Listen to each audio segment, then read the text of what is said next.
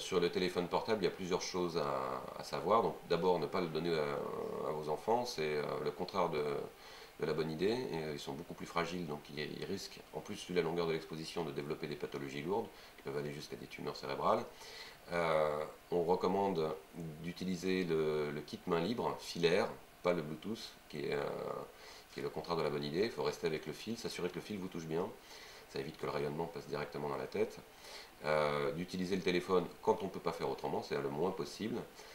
Les scientifiques recommandent qu'on utilise le téléphone pas plus de 6 minutes et à chaque conversation et qu'on respecte 1 h 30, 2 heures de temps entre chaque appel. Il faut éviter de l'utiliser dans tout ce qui est boîte métallique, c'est-à-dire en voiture, dans un ascenseur, dans les bus, dans le train, etc. Puisque là, on a un phénomène qui s'appelle la cage de Faraday, on est dans des boîtes métalliques.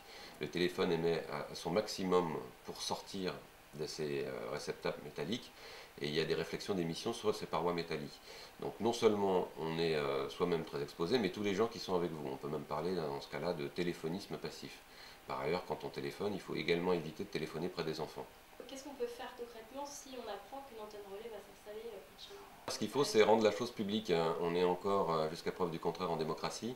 Donc il faut se rapprocher de nous, demander en mairie des réunions contradictoires, alerter la presse, pour que les gens puissent dire auparavant s'ils en veulent ou pas. Voilà, donc pour ceux qui ont déjà des antennes relais à proximité, ça c'est assez compliqué. On peut y arriver, hein. Quand les gens restent mobilisés, on y arrive. Pour le Wi-Fi, on a vu également que les mobilisations, par exemple dans les bibliothèques à Paris, on pouvait obtenir le fait qu'il y ait un moratoire sur la mise en place du Wi-Fi. Donc on peut obtenir des choses, mais il faut rester vraiment mobilisé et fonctionner avec les associations spécialisées.